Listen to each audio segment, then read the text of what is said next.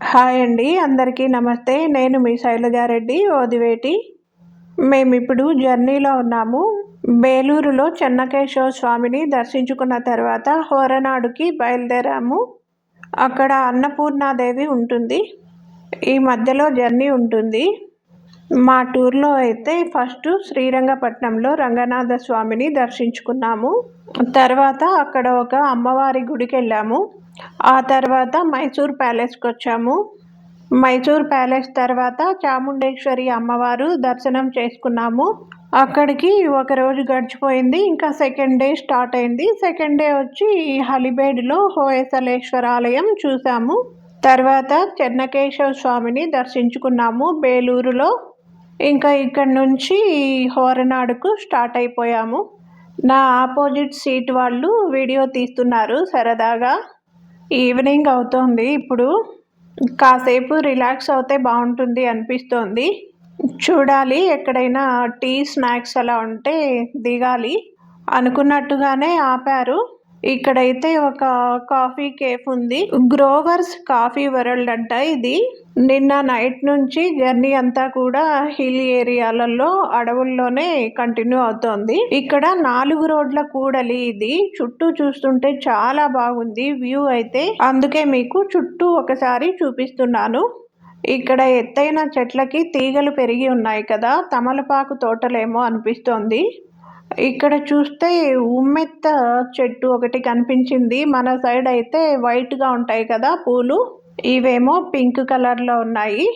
ఆ జాతికి చెందిన మొక్కలే కానీ సేమ్ అయితే అదే కాదు. వీటి కాయలు అయితే కనిపించడం లేదు, ఎలా ఉంటాయి అని చూద్దాం అనుకుంటే అన్ని పువ్వులు మొగ్గలే ఉన్నాయి. ఇదే 4 రోడ్ల కూడలి. అక్కడ బోర్డు కనిపిస్తోంది చూడండి.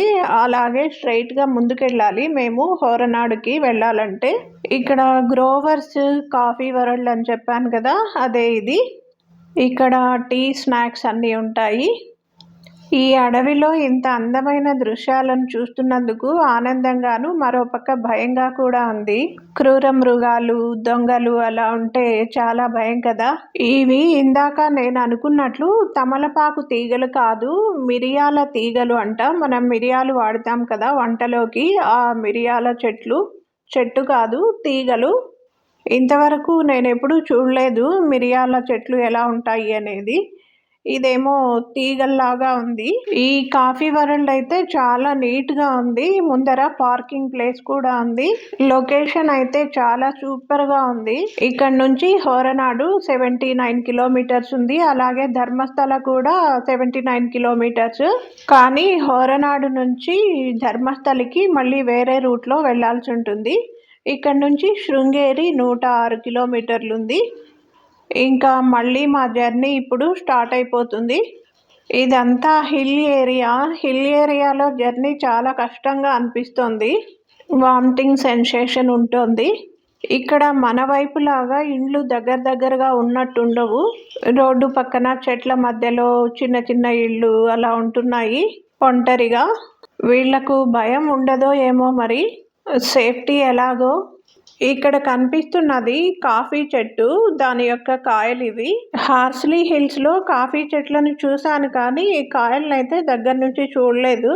చెర్రీ కాయల్లాగా ఉన్నాయి కదా ఎర్రగా, చాలా బాగా. ఆ షాప్ వాళ్ళని అడిగి కొన్ని కోసుకున్నాను నేను. హార్స్లీ హిల్స్ లో చాలా ఎత్తైన చెట్లను చూశాను. ఇలా చిన్నవిగా కూడా ఉంటాయేమో. ఈ కాయల నుంచే కాఫీ విత్తనాలు వస్తాయి. ఇందాక మిరియపు తీగలు అని చెప్పాను కదా, తమలపాకు తీగల్లాగా. ఇప్పుడు దగ్గర నుంచి చూపిస్తున్నాను చూడండి. ఇవి చిన్న చిన్న తమలపాకుల్లాగే ఉన్నాయి. ఇక్కడ మిరియాలు బాగా పండిస్తారనుకుంటా. మిరియాల కాయలు అయితే లేవు చూద్దాం అనుకుంటే. మా జర్నీ మళ్ళీ స్టార్ట్ అయిపోయింది. ఇవే ఇందాక నేను కోసుకున్న కాఫీ కాయలు. వీటి లోపల విత్తనాలు ఎలా ఉంటాయో ఇప్పుడు చూస్తాను నేను. అలాగే తిని కూడా చూస్తాను టేస్ట్ ఎలా ఉంటుందో. చాలా బాగున్నాయి కదా చెర్రీ కాయల్లాగా. కాఫీ గింజలు అయితే నల్లగా ఉంటాయి, ఇవేమో కాయలు ఎర్రగా ఉన్నాయి. లోపల ఎలా ఉంటుందో చూడాలి. టేస్ట్ అయితే కొంచెం తీయగానే ఉంది, చప్పగా వగరుగా కూడా. ఇంకా దాని లోపల ఉన్న విత్తనం చూడండి, ఇప్పుడు చూపిస్తున్నాను. అరే తెల్లగా ఉందే, నేను ఊహించలేదు ఇలా ఉంటాయని. చాలా బాగుంది కదా తెల్లగా, ముత్యాల్లాగా అనిపిస్తుంది. దాని తోలైతే మళ్ళీ తింటున్నాను. దాని టేస్ట్ ఇంకా చూడాలి అని. బాగుంది తినడానికి. చూడండి, ఈ విత్తనాలను చూస్తుంటే మీకేమనిపిస్తోంది? తెల్లగా ఉండే ఈ విత్తనాలు నల్లగా ఎలా అవుతాయి? అంటే వేయిస్తారేమో మరి. వీటిని ఫ్రై చేస్తే అలా బ్లాక్ కలర్ వస్తుందేమో. హోరనాడు అన్నపూర్ణాదేవి టెంపుల్‌కి వచ్చేసాము. నైట్ అయిపోయింది. చలిగా కూడా ఉంది బయటైతే. బాగా మంచు కురుస్తోంది. ఇదే టెంపుల్ వెలుపలి వైపు. ఈ అన్నపూర్ణాదేవి టెంపుల్ కొండ ప్రాంతంలో ఉంది. ఇవి పశ్చిమ కనుమలు అడవులు. ఈ దేవాలయానికి దగ్గరలో భద్ర అనే నది ప్రవహిస్తుంది.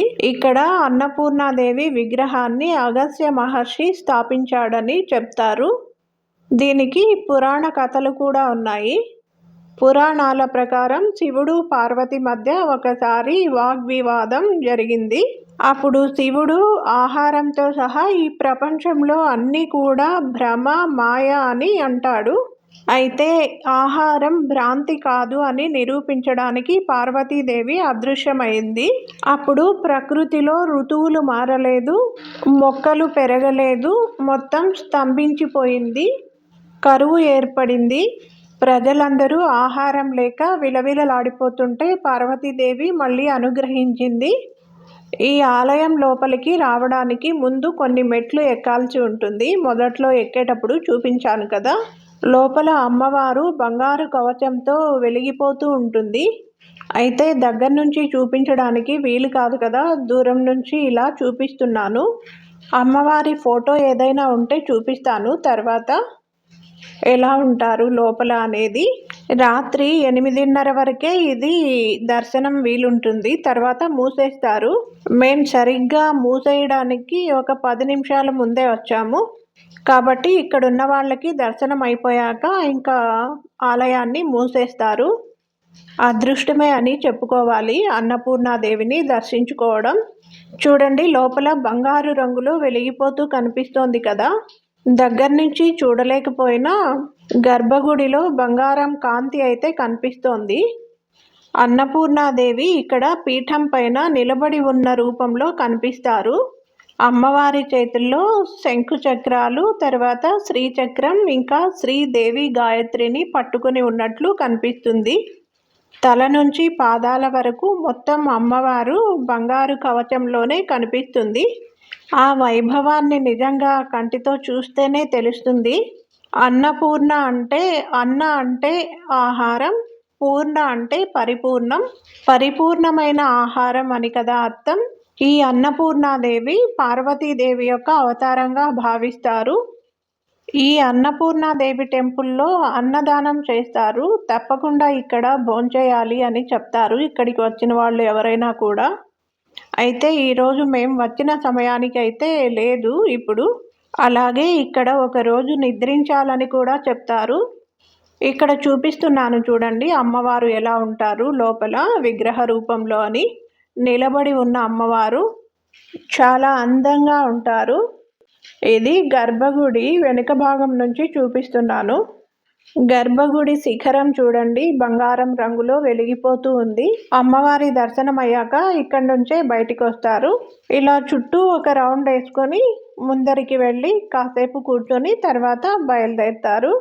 రాత్రి సమయం కదా, ఎంత బాగా వెలుగొందుతోందో. చాలా బాగుంది శిఖరం. ఇక్కడ దూరం తక్కువగా ఉండడం వల్ల అడ్డంగా చూపించడానికి వీలు కావడం లేదు.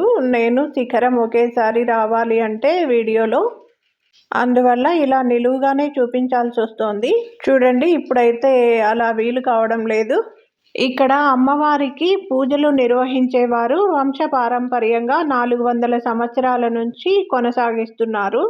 ఆలయాన్ని పునరుద్ధరించడంతో పాటు పూజాది కార్యక్రమాలు కూడా అదే కుటుంబం కొనసాగిస్తూ వస్తోంది. చూడండి, మేము ఇంకా బయటికి కూడా వెళ్ళక ముందే ఆలయ ప్రాంగణంలో నుంచి మూసేశారు. 5వ ధర్మకర్త వరకు ఈ ఆలయ ప్రాంగణం చిన్నదిగా ఉండేది. ఆ తర్వాత వెంకట సుబ్బ జోయిస్ ఆలయాన్ని పునరుద్ధరణ చేసి మరమ్మతులు చేశారు. ఇప్పుడున్న దేవతా చిహ్నం 1973లో అక్షయ తృతీయ రోజు పునఃస్థాపించబడింది అని చెప్తారు. ఇది ఇక్కడ ఉన్న అన్నపూర్ణాదేవి గురించి సింపుల్గా. ఈ రోజుకి అయితే అయిపోయింది. ఇంకా రేపైతే మేము శృంగేరి మరియు ధర్మస్థలికి వెళ్ళబోతున్నాము. ఇంకా మధ్యలో వీలున్నవి చూస్తాము. ఈరోజు రేపు కూడా ఎక్కువగా హిల్ ఏరియాలోనే జర్నీ ఉంటుంది కాబట్టి కొంచెం కష్టమే. ఆ తర్వాత మా జర్నీ బాగుంటుంది అనుకుంటున్నాను. మాకు ఫుడ్ అయితే మమ్మల్ని పిలుచుకెళ్తున్న వాళ్ళే ఆర్గనైజ్ చేస్తున్నారు కాబట్టి ఎటువంటి ఇబ్బంది లేదు. ఇంట్లో తిన్నట్టే ఉంటుంది. మరో వీడియోలో మళ్ళీ కలుసుకుందాం.